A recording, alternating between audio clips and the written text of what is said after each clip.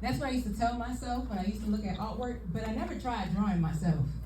See, I thought creativity and artistry was for other people. It was a room I didn't belong in, a room that wasn't for me. I remember I was in elementary school when I slammed the door of creativity. I was standing in the hallway and my elementary school teacher complimented my drawing. In the back of my mind, I'm like, ooh, you think this is good? The lines were probably jagged. My drawing wasn't exactly what I thought it should be, so I questioned her ability to judge good art because she offered me the opportunity to join a special drawing class. So I was like, no, I'm good, thank you. So I just backed away from creativity. But that wasn't the only time. I've tried to approach creativity several times before. The first time was my freshman year in high school. I felt like I could redefine myself, do new things. So I decided I wanted to learn how to play the drums. I was also an athlete, a logical person, engineer, math person. So I was like, the seasons were at the same time. So marching band season was fall semester, so was basketball. So I had to choose between pursuing and exploring my creativity or going with what I know and playing basketball. Guess what I chose?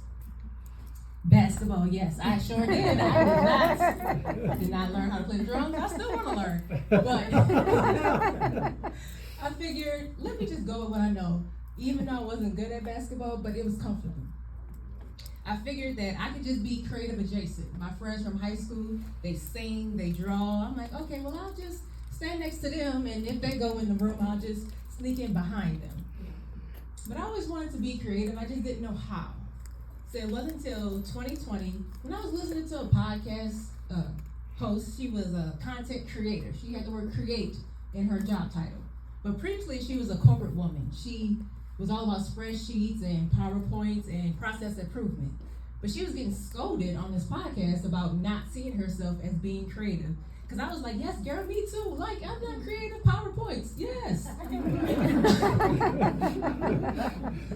And then when I heard her get scolded, I was like, well, wait, no, why are they talking about me too? No. So I figured, okay, this is my opportunity to really explore my creativity. I'm grown at this point. Let's go ahead and do it. So as a New Year resolution in 2021, I purchased an online drawing course. It took me 3 years to finish it. Life happened. And after that first month, I almost quit. Again, those lines were jagged. What I drew wasn't what the instructor had on there. I was like, this is not working. But I took that sign of frustration as, okay, let me really figure this out. Let me see if I can create that better artwork, right? So I think if I keep trying, I can become a decent drawer. Like, I think I can do it.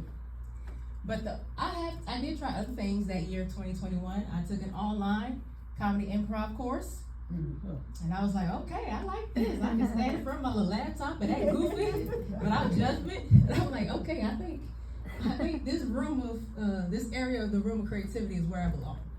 So I enjoyed it so much. I took a level 2 comedy improv class last year, and I'm like, okay, I think this is it for me, the performative side of creativity. But in addition to wanting to learn to create that tangible art, I took a pottery course. They say it's good for control issues. I think I understand why, because the instructor told us to take that ball of clay, slam it on the wheel, and point to it and say, I'm in charge. I almost questioned her. I'm like, I paid my money, let's be in it. Let's go all the way in it.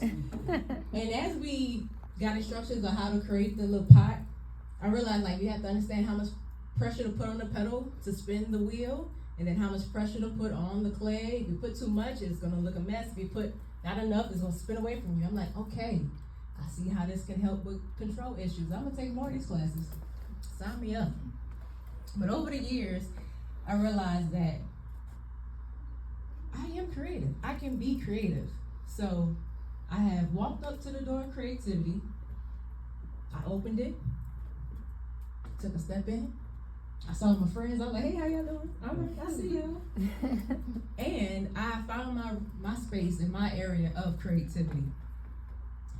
The crazy part about it is I didn't realize how damaging or how limiting my definition of creativity was, because as I was, the week of the initial performance of this event, I was driving past a office building and I saw like the supply closet.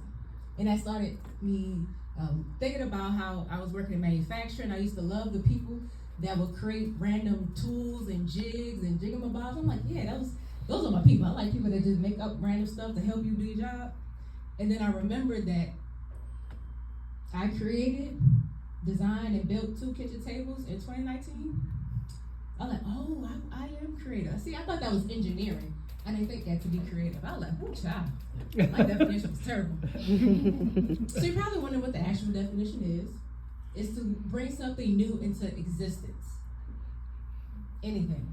It could be a new solution, a new method, a new cooking recipe, a new artistic object. Just something new. So I stand before you today, realizing that I am creative. I will continue to create. I am no longer an outsider to creativity.